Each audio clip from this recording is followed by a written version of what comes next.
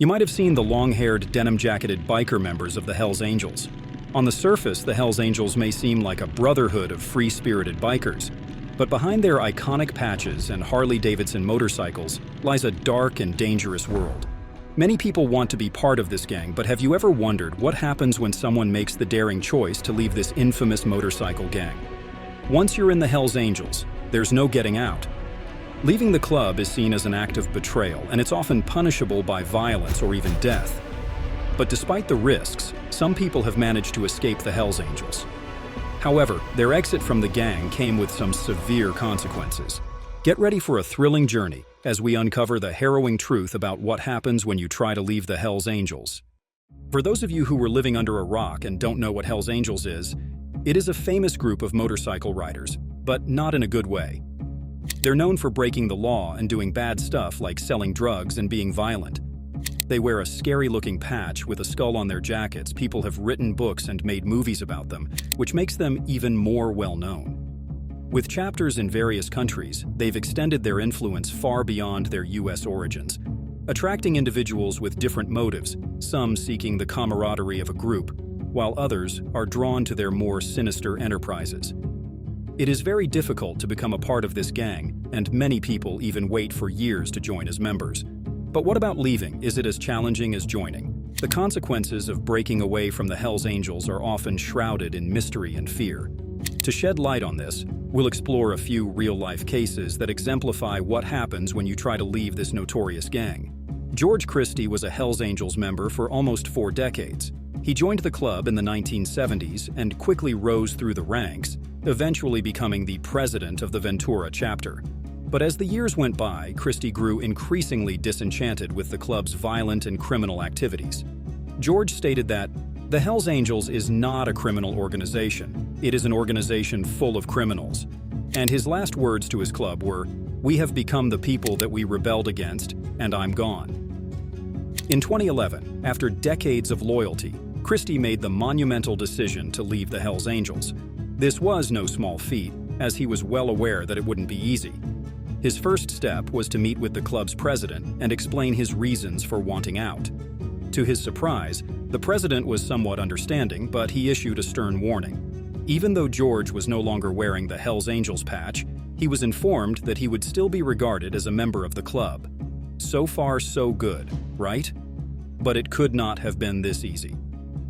Several weeks later, George Christie received a phone call from the club's president. He was told that he was now out bad with the Hells Angels, an ominous declaration. This meant that he was no longer welcome at any of the club's chapters, and that his presence could stir up violence or even death if he was spotted around Hells Angels members.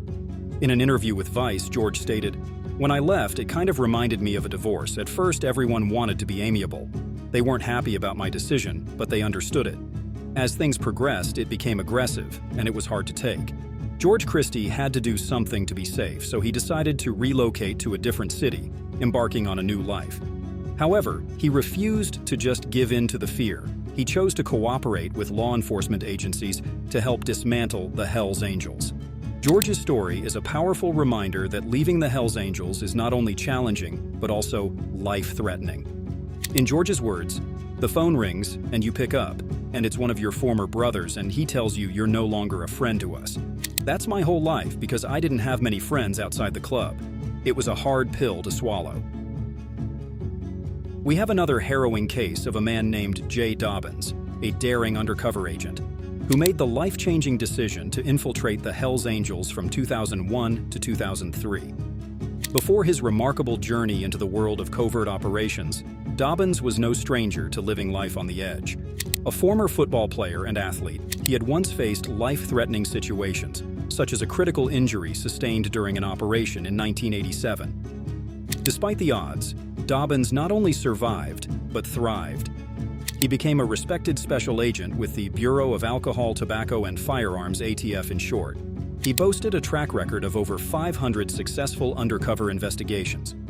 Around 2002, during the peak of the intense conflict between the Hells Angels and the Mongols, which is another motorcycle club, federal law enforcement embarked on a mission known as Operation Black Biscuit. Dobbins was chosen to play a pivotal role in this operation. requiring him to assume the persona of a gun runner and debt collector.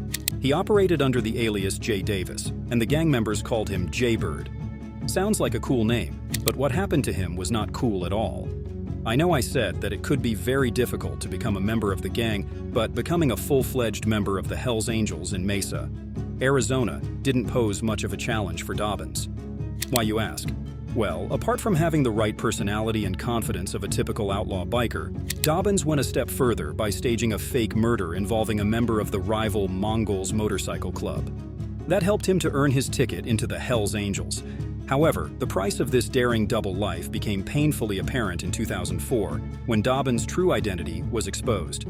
The Hells Angels felt deeply betrayed, and threats soon began pouring in, many targeting his family. These threats included heinous plans to inject him with HIV, gang rape his wife and daughter, kidnap his son, and murder them all. Despite the gravity of these threats, the ATF chose to downplay them, claiming Dobbins had not been coerced into working undercover. Even when tragedy struck as a fire engulfed his Tucson, Arizona home with his wife and children still inside, the threats continued to be dismissed by the Bureau. Though his family thankfully survived the arson attack, their home and belongings were reduced to ashes.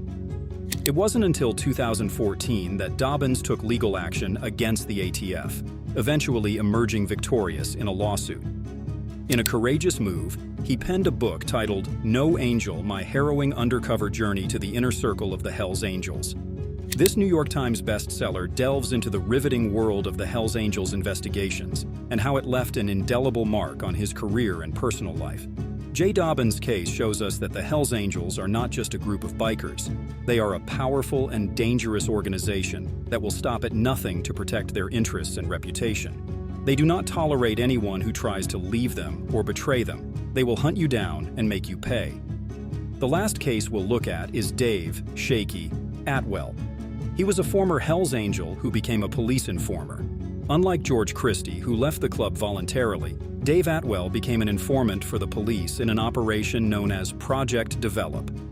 In return for his assistance, he received a weekly payment of $1,250 from the police. Atwell was facing a long prison sentence for his involvement in several crimes, such as drug trafficking, extortion, and murder. He decided to cooperate with the police in exchange for immunity, but he claims that he did it for moral reasons. He wore a wire and recorded his conversations with other Hells Angels members.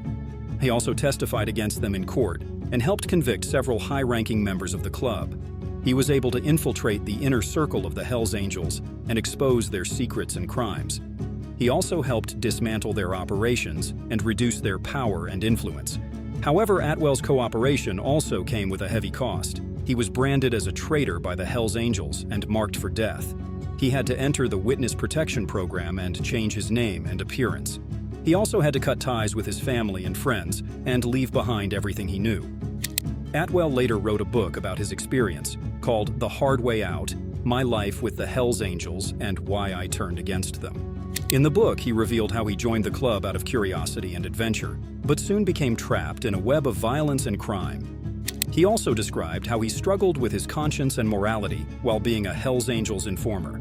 Atwell's story illustrates how risky leaving and betraying the Hells Angels can be. He helped bring justice to many victims of the club's crimes, but he also sacrificed his freedom and identity. These are just some of the examples of what happens when you try to leave the Hells Angels. There are many more stories out there, some more tragic than others. If you decide to leave the gang, survival depends on the luck and the mercy of Hells Angels. So, the next time you see a Hells Angel on the road, think twice before you admire their patch or their bike.